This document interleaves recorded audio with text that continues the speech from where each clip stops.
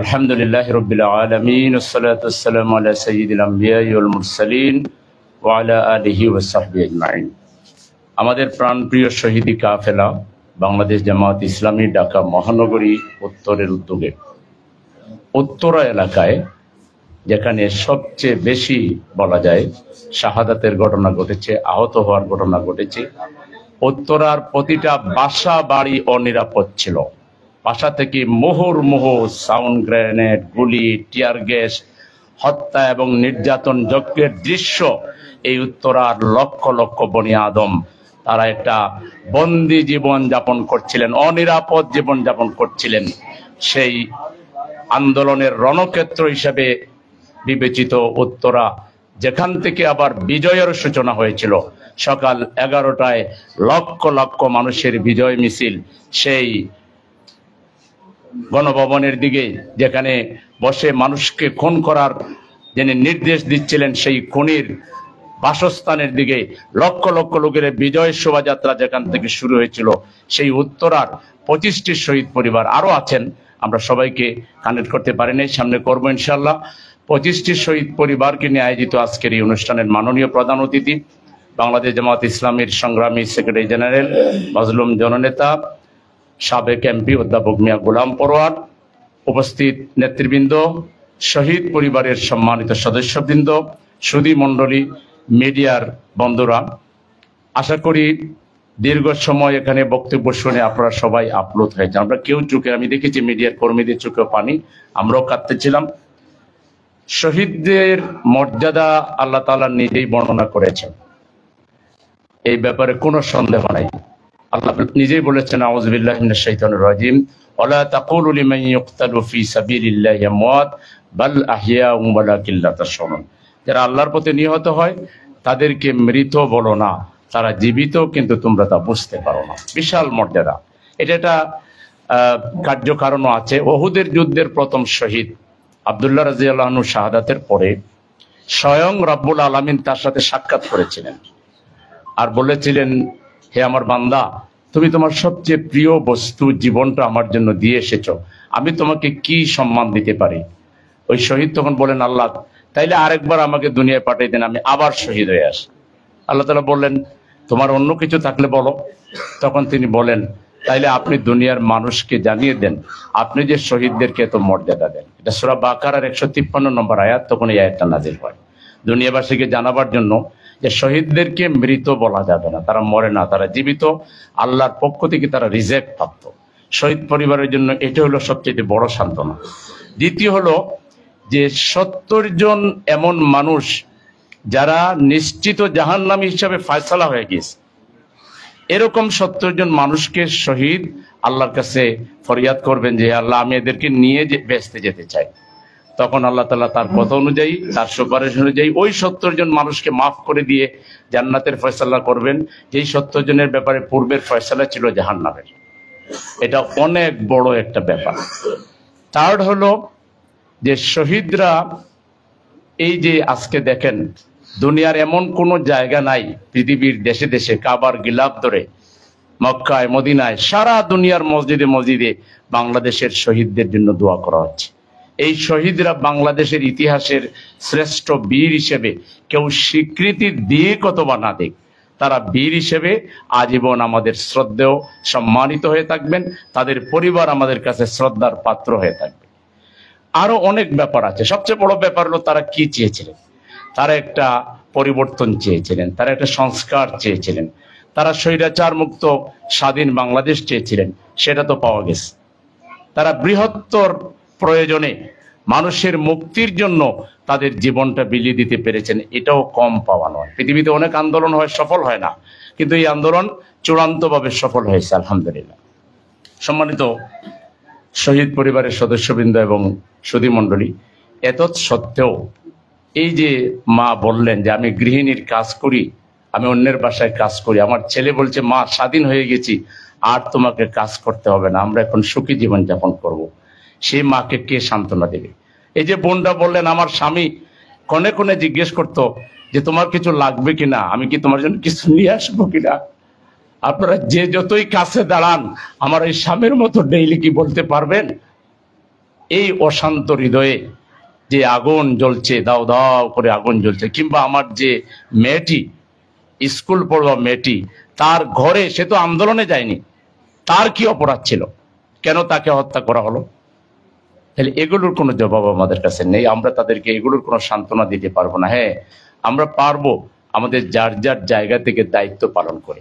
আজকে এই শহীদ পরিবারকে নিয়ে আপনারা স্টোরি করেন, এই ঘটনাগুলো, এই যে ছোপ ছোপ রক্তের দাগে যে মাথা তেতলে গেছে, সম্মানিত সাংবাদিক বন্ধুরা, আপনাদের স্টোরি আমরা শুনি মাঝে মধ্যে, এক একটা স্টোরি আপনারা অপরাধ জগৎকে তুলে নিয়ে আসেন, এমন এমন ঘটনা নিয়ে আসেন যেগুলো দ্বারা মানুষ সত্যি আপনাদের সম্মান করে, মর্যাদা দেয়।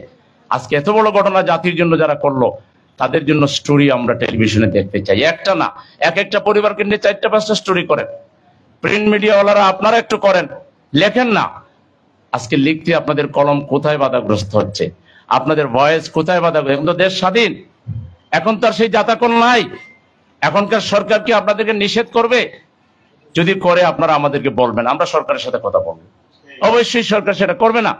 তাইলে কেন আমরা দেখছি না টেলিভিশনগুলোতে দিনের পর দিন ডেইলি 4টা করে স্টোরি করে?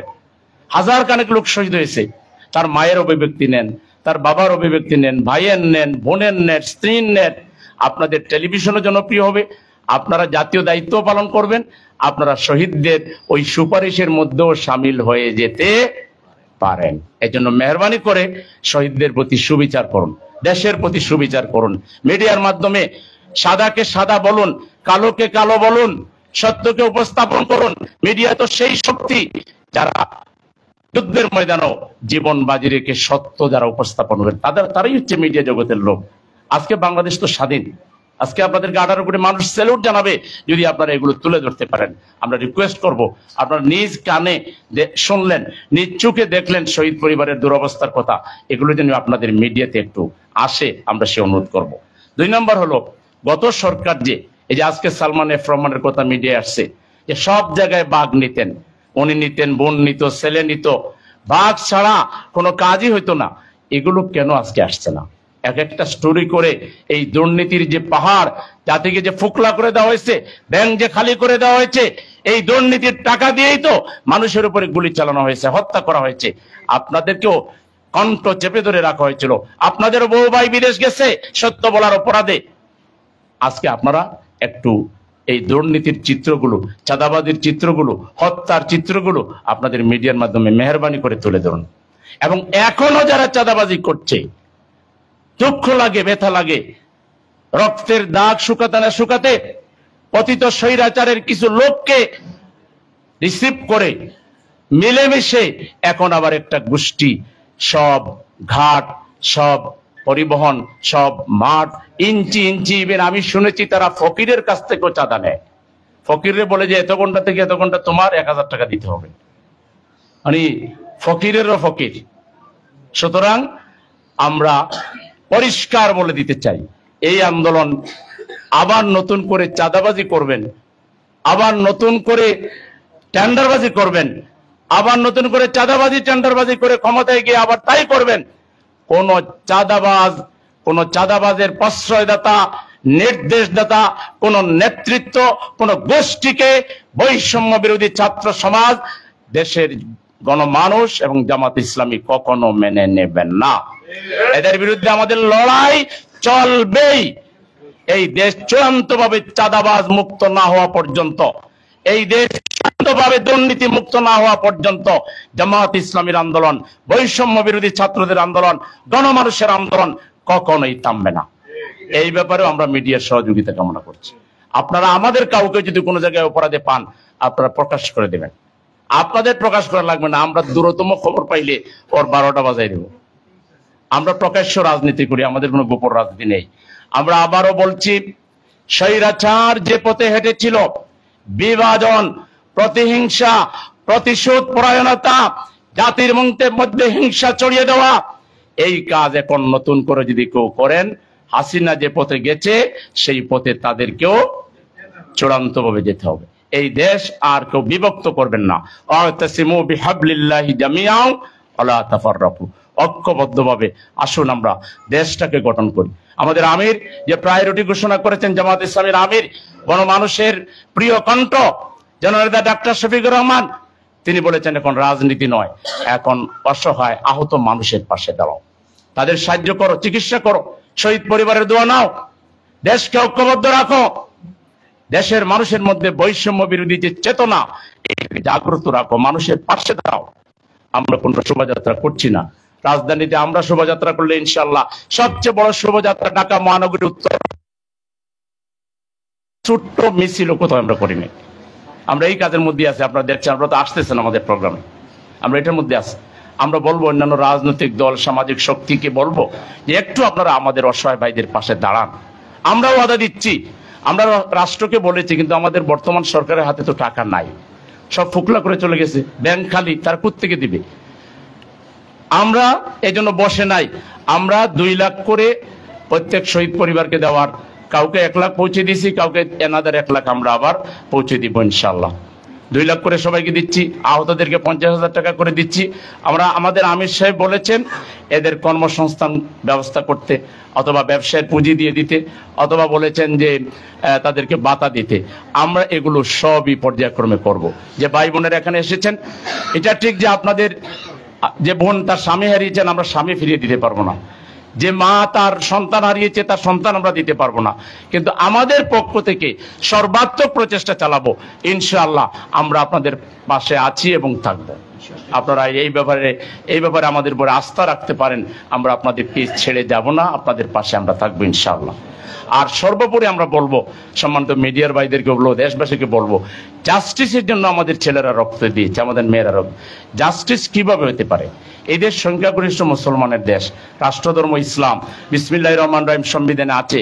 আমরা আল্লাহতে বিশ্বাস করি, আখেরাতে বিশ্বাস করি, আমাদের ঈমান হলো আখেরাতে আমাদের সব কাজের হিসাব দিতে হবে। এই ধরনের একটা বিশ্বাস, মূল্যবোধ, নৈতিক চরিত্র ছাড়া আপনি জাস্টিস, যার চরিত্রই নেই সে জাস্টিস দিবে কোত্থেকে? সেজন্য জাস্টিস আনার জন্য আমরা কি কোরআন চর্চা বাড়াবো? কোরআনের মধ্যে কোনো ব্যবস্থা আছে কিনা? মুহাম্মদ রাসূলুল্লাহ সাল্লাল্লাহু আলাইহি ওয়াসাল্লামের চরিত্রে এটা আছে কিনা, ব্যবস্থা এটা আছে কিনা? অবশ্যই আছে। আমরা যদি এটার চর্চা বাড়াতে পারি, সবার নলেজে যদি আমরা নৈতিক শিক্ষা ঢুকাই দিতে পারি, মানুষ যদি আল্লাহকে ডরায়, পরকালের বিশ্বাস যদি শক্তিশালী হয়, কোনো পুলিশও লাগবে না, কাউকে লাগবে না, সে নিজে থেকেই ঘুষ খাবে না, সে নিজে থেকেই দুর্নীতি করবে না, সে নিজে থেকেই খুনের নির্দেশ দিবে না, সে নিজে থেকেই শৃঙ্খলিত, নিজেকে সুশৃঙ্খল রাখবে। আমরা বিশ্বাস করি, আমরা যদি সংখ্যাগরিষ্ঠ মুসলমানের দেশে কোরআনের দৃষ্টিভঙ্গিটাকে, হাদিসের দৃষ্টিভঙ্গিটাকে, মুহাম্মদ রাসূলুল্লাহ সাল্লাল্লাহু আলাইহি ওয়াসাল্লামের জীবন চরিত্রটাকে চর্চা বাড়াতে পারি, হতে পারে আমাদের যে জাস্টিসটা আমরা পেতে চাই সেটাই আমরা এনশিওর করতে পারবো। আল্লাহ আমাদের সকলকে বোঝার তৌফিক দান করুন।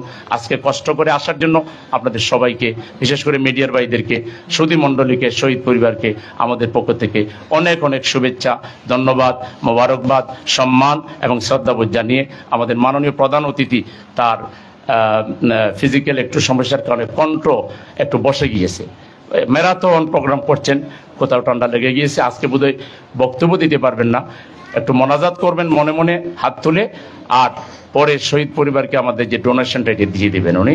মিডিয়ার বাইরে সেটাই একটু নেওয়ার চেষ্টা করবেন, উনি বক্তব্য বোধহয় দিতে পারবেন না।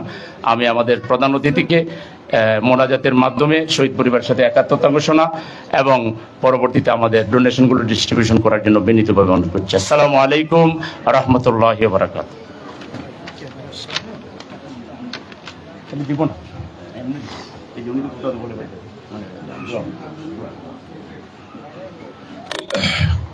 আপনারা কয়েকবার দুরূদ শরীফ পড়ুন, দোয়া হবে। আল্লাহুম্মা সাল্লি আলা মুহাম্মদ ওয়া আলা আলি মুহাম্মদ কামা সাল্লাইতা আলা ইব্রাহিম ওয়া আলা আলি ইব্রাহিম ইন্নাকা হামিদুম মাজিদ।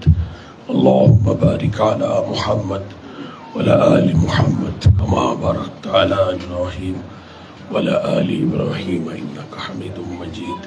আল্লাহুম্মা আমিন। আলহামদুলিল্লাহি রাব্বিল আলামিন। الصلاة والسلام على سيد المرسلين وعلى آله وصحابه أجمعين. لا إله إلا الله عظيم الحليم. لا إله إلا الله رب العرش العظيم.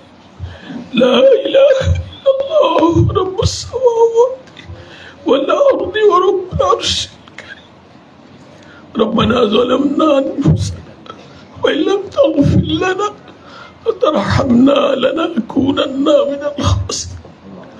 رب ارحمهما كما ربياني صغيرا ربنا اغفر لي ولوالدي وللمؤمنين يوم يقوم الحساب ربنا هب لنا من ازواجنا وذرياتنا قرة اعين واجعلنا للمتقين اماما اللهم اغفر لحينا وميتنا وشاهدنا وغائبنا وصغيرنا وكبيرنا وذكرنا وانثانا اللهم من احييته منا فاحيه على الاسلام ومن توفيته منا فتوفه على الايمان يا الله يا رب العالمين يا ارحم الراحمين আল্লাহ ন্যায়ের জন্য তোমার জন্য যারা জীবন দিয়েছে এমন শহীদদের সন্তান মাতা পিতা ভাইদেরকে দিয়ে আমরা তোমার কাছে হাত তুলেছি আল্লাহ তুমি আমাদের দোয়াকে কবুল করো আল্লাহ তুমি শহীদদের শাহাদাতকে মঞ্জুর করো আল্লাহ তুমি জান্নাতুল ফিরদাউসে উচ্চ মর্যাদা তাদেরকে দান করো আল্লাহ আল্লাহ যাদের মুখ খালি হয়ে গেছে তার হৃদয়কে তুমি প্রশান্ত করে দাও তাদেরকে তুমি সবরুন জামিল দান করো হাজার হাজার ছাত্র জনতা আহত হয়ে যারা হাসপাতালে বাড়িতে কষ্ট পাচ্ছে তাদেরকে তুমি শেফায়ে আজিলা কামেলা দান করো শহীদদের পরিবারের দুঃখ কষ্ট বেদনা অভাব অনটন পেরেশানি চোখের পানিকে আল্লাহ তুমি বারাকা দিয়ে পরিপূর্ণ করে দাও বাংলাদেশের জামাত ইসলামীকে অসহায় দুস্থ বিপদগ্রস্ত মানুষের ঠিকানা হিসেবে তুমি কবুল করো আমাদের প্রিয় আমির জামাত সহ সারা দেশের জামাত ইসলামী নেতা কর্মীদেরকে তুমি হেফাজত করো আল্লাহ আমরা সবাই গুনাহগার আমরা যারা হাত তুলেছি সারা দেশে একটি স্বৈর শাসকের পতনের জন্য যারা জীবন দিয়েছে আহত হয়েছে বছরে বছরে কত ত্যাগ স্বীকার করেছে সবকিছুকে তুমি কবুল করো আমাদের গুনাহ খাতা মাফ করে শেষ বিচারের দিন তুমি আমাদেরকে মাগফিরাত দান করো ربنا تقبل منا إنك أنت السميع العليم وتب علينا إنك أنت التواب الرحيم يا الله শহীদদের বিধবা স্ত্রী তাদের মাসুম বাচ্চা তাদের স্বামীর চোখের পানি আমরা কি দিয়ে বুঝাবো মাহমুদ তোমার বেহেশতের সুখবর আর দুনিয়ায় বারাকার সুখবর দিয়ে তুমি তাদের দিলকে প্রশান্ত করে দাও বিরহমাতিকা ইয়া আরহামার রাহিম মিডিয়ার বাইরা আমরা যখন শহীদ পরিবারকে আমাদের ডোনেশনটা দিব এই সময় কিন্তু পরে উনি যে খোলাখুলি